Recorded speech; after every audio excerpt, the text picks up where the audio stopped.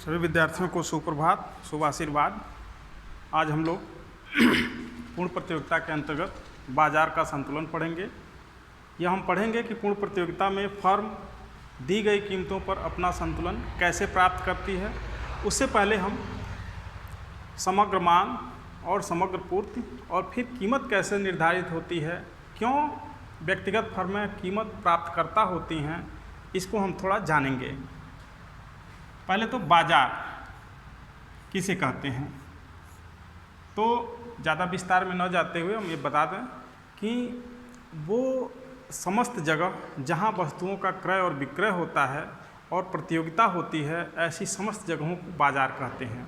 बाजार कई रूपों में हो सकते हैं, समय के आधार पर, विक्रय के आधार पर, तो वो सब परिभाषाएं आप पढ़ सकते हैं। लेकिन हम यहाँ इसके अनुरूप बाजार बता रहे हैं कि ये जो पूर्ण प्रतियोगी बाजार है वो एक विशिष्ट बाजार है। विशिष्ट बाजार वह बाजार होता है जिसमें एक ही वस्तु बिकती है, और ये तो अति विशिष्ट बाजार है। इसमें बिकने वाली वस्तु यानी पूर्ण प्रतियोगिता बाजार में बिकने वाली वस्तु समरूप होती है। उसका रंग, रूप, आकार, प्रकार, गुण सब एक समान होता है, इसीलिए इसे पूर्ण प्रतियोगी बाजार भी कहा जाता है। तो आप समझ गए होंगे कि वो समस्त जगह जहाँ वस्तुओं का क्रय विक्रय होता है, अधिक संख्या में क्रेता और विक्रेता उपलब्ध होते हैं, उसे बाजार कहते हैं। बाजार कई प्रकार का हो सकता है, जैसे विशिष्ट बाजार, खुदरा बाजार, मिक्स बाजार। मिक्स बाजार सामान्य दशा में पाया जाता है कि जहाँ हर प्रकार की वस्तुएं खरीदी और बेची जाती हैं, लेकिन पूर्ण प्रतियोगी बाजार विशिष्ट बाजार होगा जहाँ एक प्रकार की वस्तु खरीदी और बेची जाएगी। अब सुविधा के लिए हम मान लेते हैं कि बाजार में दो उपभोक्ता हैं जिनकी मांग क्रमशः डीए और डीबी है। आप देख सकते हैं लोच और इनकी डिमांड जो अलग अलग है, इनका डिमांड पैटर्न यानी मांग का प्रारूप अलग है इसकी तुलना में, लेकिन ये दोनों किसी एक विशिष्ट वस्तु की मांग कर रहे हैं जो पूर्ण प्रतियोगी बाजार में खरीदी बेची जाती है। और इन दोनों विक्रेताओं का हम सुविधा के लिए मान लिए हैं कि दो ही हैं, लेकिन आप मान्यता ले चुके हैं या होता भी है कि बाजार में अनंत क्रेता और विक्रेता होते हैं। बहरहाल वो अनंत बनाकर आप देख सकते हैं, तो इनके क्षैतिजी योग को बाजार मांग कहा जाएगा। इन दो क्रेताओं के मांग के क्षैतिजी योग को बाजार मांग कहा जाएगा। आप देख सकते हैं P1 कीमत पर उपभोक्ता ए की OQA1 डिमांड है, कीमत थोड़ी घटती है तो बढ़ जाती है, यानी उसके मांग के अनुरूप इतनी मांग बढ़ जाती है। उसी कमी के आधार पर इसके लिए वो वस्तु थोड़ी और ज़्यादा मांग बढ़ा दी जाती है, और इस तरह से कुल बाजार मांग इनके क्षैतिजी योग से, यानी ये योग और ये योग यहाँ का योग है, ये योग और ये योग यहाँ का योग है, और इस तरह से बाजार मांग आ जाती है। तो जिस तरह से व्यक्तिगत उपभोक्ताओं के मांग के क्षैतिजी योग से बाजार मांग उत्पन्न होती है, उसी तरह से व्यक्तिगत फर्मों की पूर्ति वक्रों के क्षैतिजी योग से बाजार पूर्ति वक्र निर्धारित होता है। आप इसे देख सकते हैं कि मान लीजिए फर्म ए का पूर्ति वक्र ये है, फर्म बी का पूर्ति वक्र ये है, और इन दोनों का क्षैतिजी योग बाजार पूर्ति वक्र कहलाएगा। इसको भी उसी तरह से जोड़ेंगे जिस तरह से मांग वक्रों को जोड़े थे। ये सप्लाई ऑफ मार्केट, ये सप्लाई ऑफ बी, ये सप्लाई ऑफ ए, यानी ये भी दो फर्में हैं बाजार में, और दोनों के सप्लाई वक्रों का क्षैतिजी योग बाजार सप्लाई वक्र होगा। इस पर हो जाएगी पूर्ति, इस पर भी पूर्ति, इस पर भी पूर्ति। इसे आप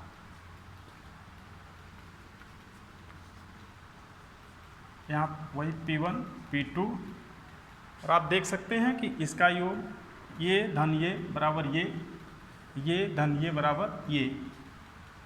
इस तरह से हम व्यक्तिगत मांग वक्रों के योग को बाजार मांग वक्र कहेंगे, और व्यक्तिगत पूर्ति वक्रों के योग को बाजार पूर्ति वक्र कहेंगे। अब हमें मांग और पूर्ति मिल जाती है, जिसे हम बाजार मांग और बाजार पूर्ति कहेंगे। जब हमें बाजार मांग और बाजार पूर्ति मिल जाती है तो ये बाज़ार मांग हो गई, ये बाज़ार पूर्ति हो गई, और एक ये संतुलन कीमत हो गई, डिमांड मार्केट, सप्लाई मार्केट, ये संतुलन कीमत हो गई। ये इतनी मात्रा खरीदी और बेची जाएगी सारे उपभोक्ताओं और सारे विक्रेताओं द्वारा जो उस समय बाज़ार में उपलब्ध है, और इसी कीमत पर बेची जाएगी जो फिक्स है, अल्पकाल में जो फिक्स है। और इस तरह से अब व्यक्तिगत फर्में इस कीमत को प्राप्त कर लेंगी और यही उनकी दिशा निर्देश कीमत होगी। हमने आपको बताया था कि व्यक्तिगत फर्में कीमत प्राप्त करता होती हैं और वो इसी दिशा निर्देश के अनुसार काम करती हैं। अब इन व्यक्तिगत फर्मों की जो लागत दशा है उसके बारे में आपको बताया जा चुका है कि उनके मैनेजमेंट पर निर्भर करता है कि उनकी लागत कैसी होगी। लागत मैनेजमेंट दक्ष है, कुशल मैनेजमेंट है तो लागत न्यूनतम होगी, कम होगी, और मैनेजमेंट अदक्ष है तो लागत अधिक होगी। कीमत तो जो है वो बाज़ार तय करेगा, मांग और पूर्ति की परस्पर शक्तियों द्वारा। आप इसे बाज़ार भी कह सकते हैं, उद्योग भी कह सकते हैं। तो उद्योग एक तरह से उद्योग या बाज़ार कीमत तय कर देता है और व्यक्तिगत फर्म उस कीमत को प्राप्त करती हैं। अब देखिए, मान लीजिए एक ये फर्म है जिसका मैनेजमेंट ठीक ठाक है, इसलिए इसकी लागत कम है और इसकी आय ज़्यादा है। इसके बारे में मुझे दोहराने की बहुत ज़रूरत नहीं, फिर भी मैं याद दिला दूं कि ये जो कीमत रेखा है यही सीमांत आय रेखा है, यही औसत आय रेखा भी है। तो और ये औसत लागत है, एवरेज कास्ट, मार्जिनल कास्ट है। और जहाँ सीमांत लागत सीमांत आय वक्र को, जो कि औसत आय वक्र भी है, AR बराबर MR बराबर P, ये कीमत रेखा भी है। जहाँ काटता है वहाँ संतुलन तय होता है और इस तरह ये लाइन इतना ये विक्रय करेगी, OQ मात्रा, OQ1 मात्रा ये विक्रय करेगी और इतना इसे लाभ होगा। ये क्षेत्रफल इसे आप कह सकते हैं ABC।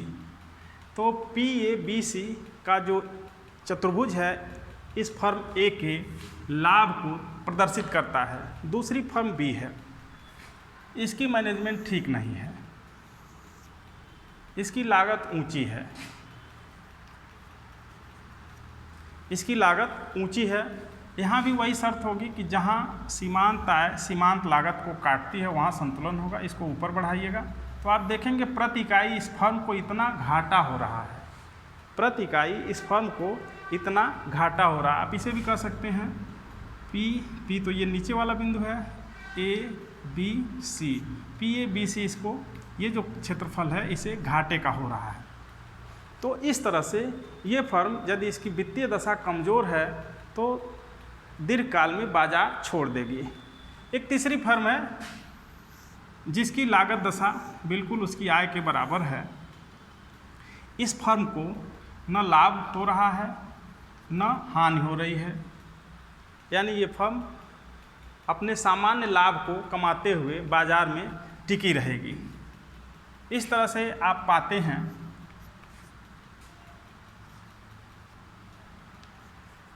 कि फर्म A को लाभ हो रहा है, फर्म B को हानि हो रही है, फर्म C को न लाभ हो रहा है न हानि हो रही है। और इस तरह से ये फर्में अपने अल्पकालिक संतुलन में हैं। अब दीर्घकाल में क्या होगा इसके बारे में थोड़ा सा बता दूं। दीर्घकाल में ये फर्म बाजार छोड़ देगी क्योंकि इसे घाटा हो रहा है। इस फर्म के असामान्य लाभ को देखते हुए बाजार में और फर्में आकर्षित होंगी। तो कुछ फर्में बाजार छोड़ेंगी, कुछ फर्में बाजार में आएंगी और अंत में सभी फर्मों को यही सामान्य लाभ की दशा होगी। ये कीमत इस तरह से समायोजित होगा। मान लीजिए कि फर्में बहुत ज़्यादा बाजार छोड़ देती हैं तो ये सप्लाई जो है वो कम हो जाएगी। बहुत ज़्यादा फर्में बाजार छोड़ देंगी तो ये सप्लाई कम हो जाएगी और ये जो रेखा है ये ऊपर शिफ्ट कर जाएगी, यानी कीमत बढ़ जाएगी। कीमत बढ़ जाएगी तो ये फर्म जो घाटे में चल रही थी ये सामान्य लाभ की दशा में आ जाएगी और जो सामान्य लाभ की दशा में चल रही थी वो फर्म लाभ की दशा में आ जाएगी और इस फर्म का लाभ पहले से भी बढ़ जाएगा, बशर्ते दीर्घकाल में अपने मैनेजमेंट को ये ठीक ठाक बनाए रखें। अब आपने देखा अल्पकाल में, और फिर अगली रेखा जो बताती है वो दीर्घकाल के प्रवृत्ति को बताती है। तो इस तरह से पूर्ण प्रतियोगिता में फर्में संतुलन को प्राप्त करती हैं। यानी अल्पकाल में पूर्ण प्रतियोगी बाजार में फर्मों को लाभ हो सकता है, हानि हो सकती है या सामान्य लाभ हो सकता है, लेकिन दीर्घकाल में सभी फर्मों को केवल सामान्य लाभ ही होगा। किसी को बहुत ज़्यादा लाभ, बहुत अधिक लाभ नहीं होगा और किसी को हानि नहीं होगी, क्योंकि हानि उठाने वाली फर्में बाज़ार छोड़ देंगी और लाभ उठाने वाली फर्मों को देखकर बहुत सारे अन्य प्रतियोगी भी बाज़ार में प्रवेश कर जाएंगे। और जानते हैं जब अन्य प्रतियोगी आएंगे तो संसाधनों की मांग बढ़ जाएगी, जिससे उनकी कीमत बढ़ जाएगी और ये लागत जो नीचे है वो ऊपर शिफ्ट कर जाएगी। तो इस वीडियो में इतना ही, अगले वीडियो में आगे कुछ विस्तार से बताया जाएगा।